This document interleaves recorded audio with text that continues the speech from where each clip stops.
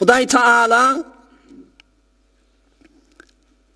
hiç qaw görmeýä bennäni dowduga ýakmaklyga. Hiç halamaya. Ve Hudaý Taalaň sıfatyna bolan awliýalaň hemişe dualaryna Hudaýa tamam azyp tozyp bir gumrahçylykda gezip ýörenlere özüň tawfik bir ya Rab dipdäni dilep ýören bendeleri özüň bir misalyny aýdaýyn. Allah'ın awliýalary dostlaryndan bolan İbrahim el-Atruş rahmetullahi aleyh diye bir wagt Bagdad ýurdunda Allah'ın dehini barıp duran awliýalary Ma'ruful Kerhi ýaly adamlar bilen otýdyk diye.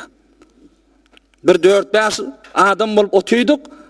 Aramyzda beýgimiz Sultan el-Awliya bolan Hazreti Ma'ruful Kerhi de wady diýipdir. Otýdyk bir ýerde. Ohum bir näçe tür adam geçip barýardy ýanymyzdan hemmejikleri ellerine saz alıp ellerine däni haram içki, şarap alıp raks edip oyun çıkarıp tamam bidirip küfür keplep hoş geçirip öğrenmiştikler. Hoş geçirip öğrenmiştikler. Oyun oynap aydım sazlar okuyup saz vurup şeydip geçip barýarmışdyklar. Ohum İbrahim el-Atruş diye biz aýtdyk ey ulymyz, ey Ma'ruf el-Kerhi, bir şolara däni gargyş et, Hudaý şolary bir ýere ýuwsunna diýdik. Beýdip jehr edip günah edip ýala, şeydip haramy däni açyk gıýgyk gedip ýala.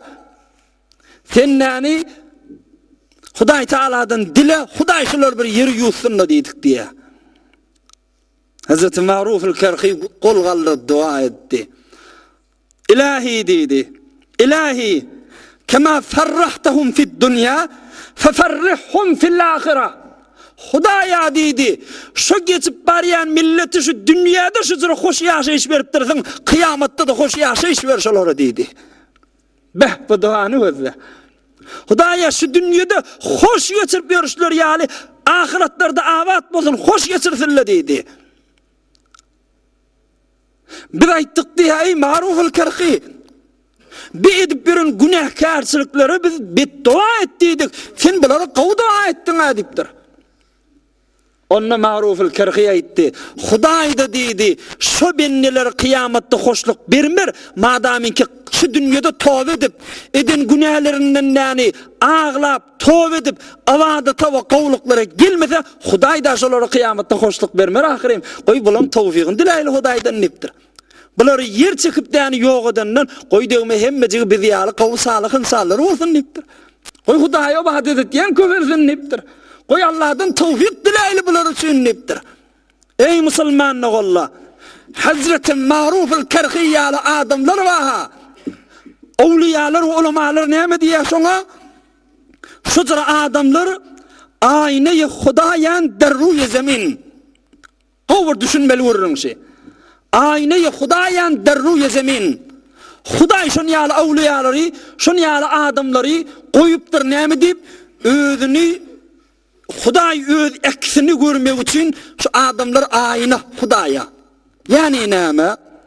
Hudaý Taala bagat sabry wa, bagat rahmy wa, bagat şafakaty wa, şol suratyny, şol syfatyny däni biz özümüz barıp aýnadan ödemezmi özümüzi? Yüzümüzi, gözümüzi aýnadan gözleýäs. Hudaý Taala öz mehru, muhabbeti, şafakaty, sabırlygyny Hudaý Taala gözlemek üçin aýnat goýupdyr awliýalaryny. Yani awliýalaryna da şu rahm goýupdyr. Awliýalaryna da şu şafakat goýupdyr. Şu sabırlyk, ýürek giýimlik goýupdyr. Ki hakkan awliýa aýny Hudaýan derruy zemin düşünmeli urduň. Awliýalar ve qawa adamlar Hudaý Taalaň öz suratyny gözleýän aýnatda dünýäň üzünde. Öz rahimligini, öz sabırlygyny, öz ilmligini, öz habirligini, öz lutflydygyny öz awliýalaryndan gözläp otdy da Hudaý Taala. Biz ey musulmanna valla. Hudaý Taala evvelki däni mehri, muhabbeti, rahmi däni bizi insan edip yaratdy we ikilencisini Hudaý Taala bagadarha rahnamalar iyi verdi. Bagat çıraq tesiler verdi elimize. Bagat adresler köközli özüne karşın çekmeklige. Yine de şıcıra Hudaý Taala gowluk edip, şıcıra rahmy şefkat edenden soňra adam yine de günäden öwrilmese, adam häzir ulu çyllinşe haram içkisini ebbermese, häzir ulu çyllinşe kumarından tövbe etmese, şu mevattyny ebberip bilmese, haram irtibatyny gat edip bilmese, häzir ulu çyllin namazyna mescidine gelip bilmese, la yajma'annakum ila yawmil qiyamati la rayba fih. Kıyamet günü Hudaý ýüşürecekdir. Şeksiz we şüphesiz olan ýene Hudaý ýüşüp barmalydyr. Şoňa jogap bermelidir taşy. Şu gowluklaryň öňünde nämeden işimiz bar? Özümizi käde bir terezi salyp ölçek görelin ha. Näme agrymyz bar?